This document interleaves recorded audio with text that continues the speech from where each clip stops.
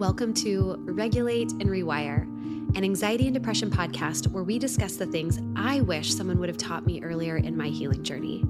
I'm your host, Amanda Armstrong, and I'll be sharing my steps, my missteps, client experiences, and tangible research-based tools to help you regulate your nervous system, rewire your mind, and reclaim your life. Thanks for being here. Now let's dive in. Hey, everyone. How are we doing? It's the holiday madness. It's not quite the new year yet. I feel like it was February yesterday. This was a weird episode to try to figure out what to talk about because I talked about the obvious things for this month, offering support for seasonal depression. We did a couple different episodes on answering your questions on things you struggle with this holiday season, and that didn't stretch to 3 episodes. I figured this time of year, I'm not getting a lot of new listeners, so I figured whoever's finding their way here today is probably somebody who's been with me a while, which makes it feel like I can have a little bit more of an intimate conversation with you. But what I had planned was this very composed and guided conversation on regulated reflection and intention setting to end of the year. And then I would put this like perfect bow on that conversation by inviting you to join me this Thursday for my New Year's Eve Circle event, which I will still tell you more about. But that whole plan was until I almost had an anxiety attack in a pizza restaurant on our family vacation in Puerto Rico last week. And I figured, you know what? Why don't we talk about that instead? So here we are. And I do want to offer a gentle trigger warning that this conversation will mention pregnancy loss. It will mention miscarriage and grief. So maybe take a few breaths and just gauge your capacity for that conversation right now. So, where to start? Maybe we'll just jump right in. December 17th, 2 years ago, I had a late miscarriage. I delivered a tiny little boy at just over 16 weeks, and the grief was unimaginable. That day, that experience unraveled me in what has come to be some really beautiful ways. And it was hard. It's one of those things that rocked me to my core. And when planning this 10-day family trip to Puerto Rico this year, I knew that his second birthday was going to fall towards the end of this trip. So it was on my radar. And as we do, I just had this very idealistic plan. I figured I would wake up early, walk to the beach, have a good cry, and then just get on with whatever the plans were for our vacation that day. And things rarely work out. Feelings don't often get felt in convenient ways. So the day came, it was a Sunday, and I woke up. I was very aware of the day. I kind of checked in and I was like, I'm feeling fine. Like, I'm feeling good. It's like, okay, like maybe I'm off the hook this year. So I got up, started making breakfast. We were talking about the plans for the day. And it maybe feels helpful to note that the significance of this day was not on anybody else's radar but mine. And I didn't mention it. I was just holding that to be whatever it needed to be for me that day. So we had breakfast, got in the car, we went to church, and then decided we were going to spend the day in Old San Juan. So it's part of San Juan that has this amazing fort that was built by the Spanish. It took them like 250 years to build. All of the rows of homes there are like these bright colors. It's just, if you're ever in Puerto Rico, make sure that you spend a day in Old San Juan. It's a really fun place. So we decided we were going to go to this pizza place that came highly recommended for lunch. So we're walking up the street, we get to the restaurant, we go upstairs, we get seated, and my 3-year-old just does what 3-year-olds do. He spills a whole glass of water and it just happens to fall on my lap. I'm like, okay, like annoying, sure, but okay. And then he's in this phase where he just repeats the same I want, I want, I want, I want, I want, I want. Are you annoyed? Because I'm annoyed that I've said that so many times. And it's one of those things, it just grinds my gears. I think we all have a thing that our kids do that just gets to us. And for me, it's this like repetitive same statement over and over and over again. So it's something about like his drink or his water, or I think he wanted lemonade. And so I'm like feeling myself getting irritated with him. I'm like, okay, but like, yeah, moms get irritated with their kids. Then he starts hitting his fork on the table, and I'm like about to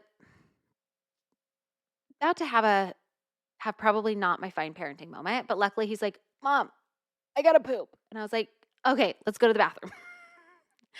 Which is good for me because I know when I am starting to feel really activated inside, like moving is one of the best. We'll talk more about that in a minute, but getting your body into motion is one of the best things, having some distraction point. So I look to my parents who are on this trip with us and I give them my order and I take my son to the bathroom. And I come back and we're sitting at the table and then they bring what's supposed to be mine and my husband's pizza and it's the wrong order. And so I'm trying to figure out, like, did my parents misorder? Did the waitress misunderstand?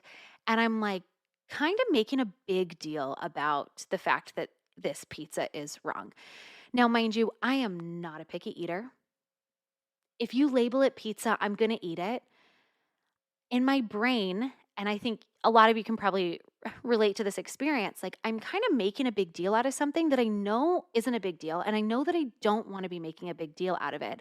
And there's part of me inside that's like, I just wanted what I wanted. And there's another part of me that's like, yeah, but like you're totally fine with what showed up. That actually looks amazing. Like, why are you making such a big deal about this right now? And I can feel my body just like getting tighter. My like chest is getting really heavy and it's starting to come up into my throat. Right now, whatever's going on in my body right now feels like a volcano and it is about to erupt. And I take one deep breath. That's about all the space I could give myself. And I just turn to my husband. I bluntly say, there's no sugarcoating here. I just look at him and I say, I'm about to have a panic attack. I got to go for a walk. And I leave.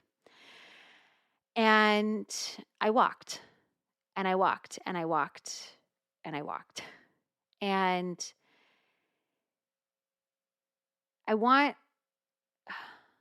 okay, we'll finish the story in a minute, but I want to talk about the walking for a minute because here's where I think we sometimes go wrong. Too often, we feel this bubbling.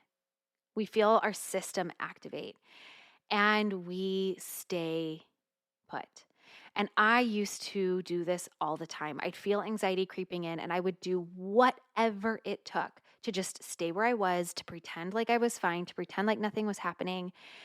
And sometimes I got away with it, but eventually it always found a way to come out. And I also think that there's this misunderstanding of nervous system regulation work sometimes. It's not about always being able to get calm. It's about understanding your different nervous system states, being able to recognize the state that you're in and to know what that state needs. Anxiety is an activation of your physiology. Anxiety requires some kind of physical movement to have it expressed. This is your body in a state of sympathetic activation. It changes your physiology in real ways. This is your fight or flight response. And our nervous system, when it perceives a threat or a stressor, which can be a pesky toddler and just overstimulation, it also can be emotions inside. And I just happen to have both this day. Our nervous system's preferred response is usually to flee, is just to avoid the stressor altogether. When that's not an option, it'll usually opt for fight. And if that doesn't seem like an option, that's when our system will just shut down. It'll numb, it'll dissociate, it'll disconnect. And so as I'm feeling all of this come up for me, I realize I have about a split second to flee before I choose fight in a bigger way than I was fighting, because really it wasn't what I was trying to do by figuring out, well, who messed up with the pizza and why wasn't right. It's because I was trying to control something external because my insides felt so out of control. And I couldn't articulate that clearly in the moment, but in hindsight, like that's exactly what was happening. It was like, let me try to dig my claws in and fight this situation because my insides feel really out of control right now. And nervous system regulation work isn't about getting calm so much as it is about creating capacity and connection with self to know what you need in those moments, and capacity to hold the hard, not if, but when it shows up. So I left, and I will acknowledge that I had the privilege to walk away. If I was at lunch with my kids by myself, I couldn't have done that. We're not always in situations, we don't always have a circumstance that we can walk away from. But this time I did. And so I walked and I walked and I walked and I walked until I found this little nook where I could be kind of off the street, where it felt private, and it was overlooking the ocean. And I just sat there, and I sat and I felt and cried and remembered and I wrote. And I'm not somebody who journals regularly, but when I need to do it, I do. And when I write, it is and always has been very, very cathartic for me. And on this day, for the past couple years, I've made a point to write, and I just seek to find words for this day, the anniversary of the hardest. Ah, man, the hardest, but what's also come to be one of the most sacred days of my life up to this point. And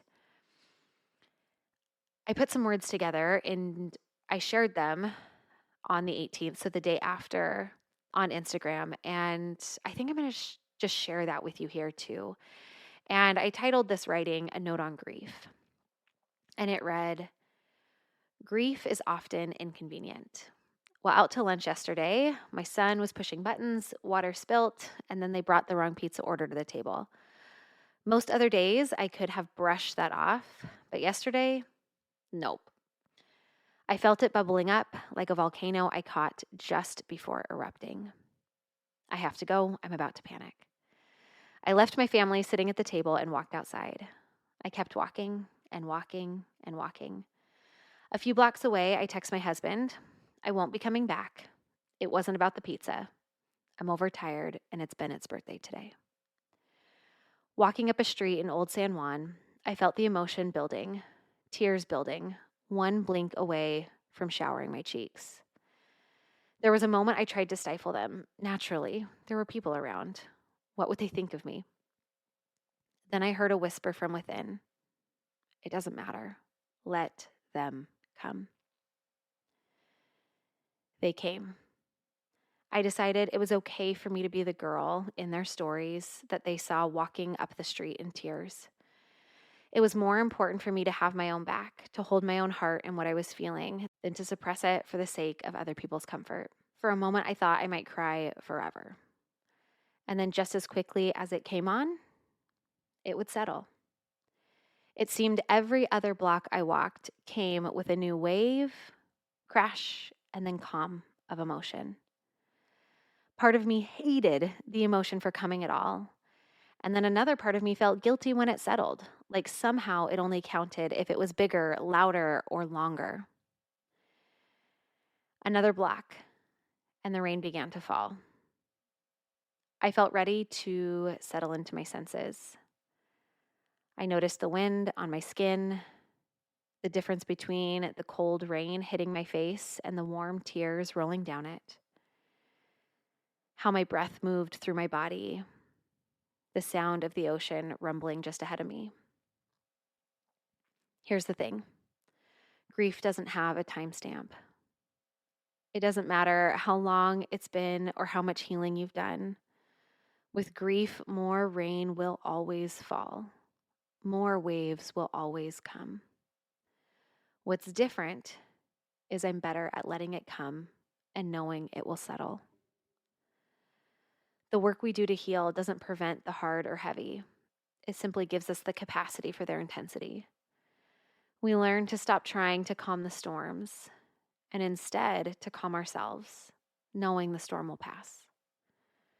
Grief is one of the hardest parts of being human. I see you in your hard as I walk through my own. I also carry a light of hope in that darkness that I hope you see too. There's a beautiful life to build around what you've lost while still holding it tenderly. Let the waves come and let it be okay when they calm too. Happy heavenly birthday, sweet boy. Whew.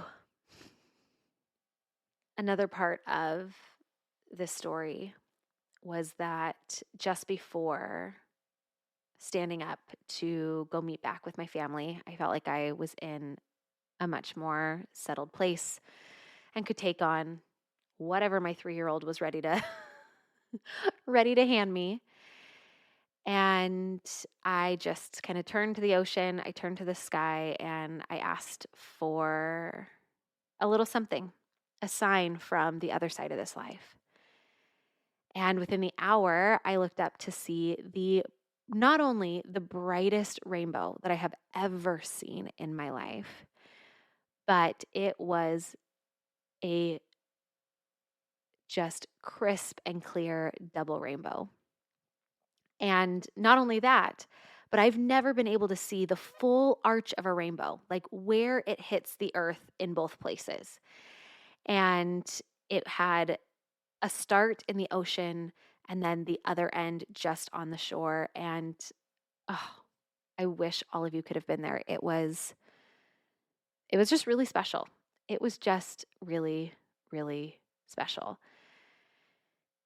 And the most magical thing that I've ever seen. The healing work that I have done and I do every day, and the work that I now guide others in, it does not prevent the storms. But this work, this nervous system work, gives you greater capacity to weather them. And I know it might seem weird to segue this conversation into me inviting you to join me in just 2 days for my annual New Year's Eve Circle event. But let me tell you why it's not such a weird segue. 2 years ago, after my loss, mid-December, I canceled every single coaching call, work meeting, project, social, everything. Everything that I had for the next, I think, 3 to 4 weeks through that first week in January for sure, just to make space for whatever this grieving process needed to look like for me. I canceled everything. Everything except for my New Year's Eve Circle event. And it wasn't because I didn't want to let people down. It was because I knew that I needed to be lifted up and held by that community. And I needed the experience of that event. And it was profoundly healing. And I know some of you listening to this podcast were there with me a couple years ago. And it was healing, not just for me, but for so many people who were there as well, who messaged me afterwards, sharing the things that they had moved through, the things that they had processed and felt settled for them as well. Community is medicine. And one of the things that I often have to chuckle about is that when talking about my coaching programs, I talk about how